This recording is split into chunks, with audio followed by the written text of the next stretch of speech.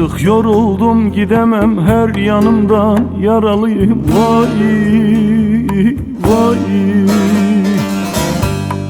Dost peşinden de koşamam, ben bir baktı karalıyım. Vay vay. O yar dinsiz imansızmış, bilemedim. Vay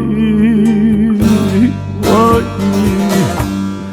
Bana göre değilmiş yalan dünya. Vay hain dünya. Vay vay.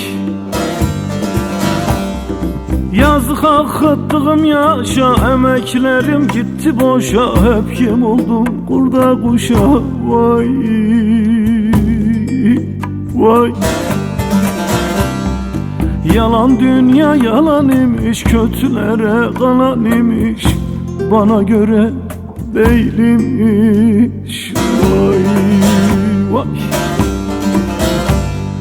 Yazık akıttığım yaşa, emeklerim gitti boşa. Hep yem oldum kurda kuşa. Vay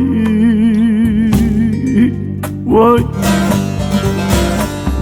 Yalan dünya yalan imiş, kötülere kalan imiş. Bana göre değilmiş. Vay vay.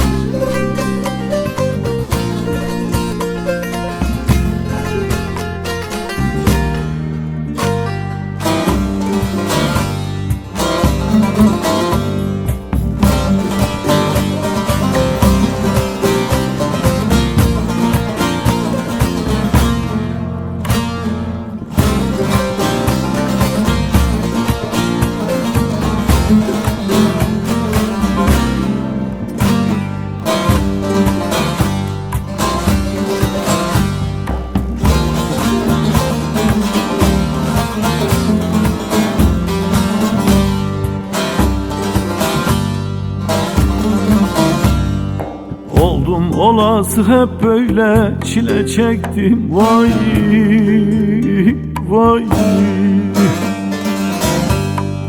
Kapalı kapılar ardında kaldım, kimsesizdim. Vay vay. Ana dedim, baba dedim, dedim de yandım. Oy oy.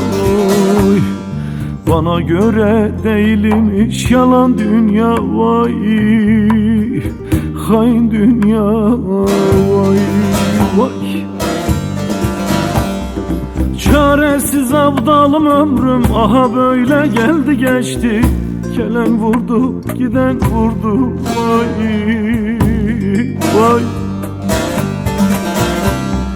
Yalan dünya yalan imiş, kötülere kalan imiş. Bana göre değilmiş. Vay vay.